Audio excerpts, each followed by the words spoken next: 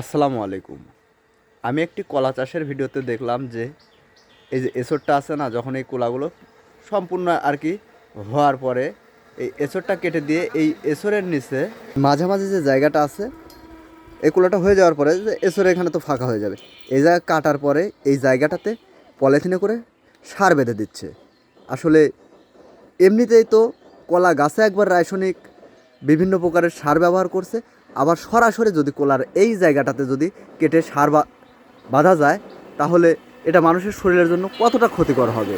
আর এই পদ্ধতিটা কৃষককে বোঝানো হচ্ছে যে এই পদ্ধতিতে কলা অতি দ্রুত বড় হয়। আসলে এটি বড়র চাইতে মানুষের শরীরের জন্য ক্ষতিটাই বেশি হবে। আমরা যে কুলাগুলো চাষ করি, আমরা মনে করি এটি 100% নিরাপদ এবং পুষ্টিগুণ সম্পন্ন। এই দেখেন, বাড়ির আঙিনায় লাগানো হয়েছে, এখানে কোনো প্রকার সার বা কীটনাশক প্রয়োগ করা হয় না। এটি ন্যাচারাল পদ্ধতিতে চাষ করে আপনি ন্যাচারালভাবে বেড়ে ওঠে।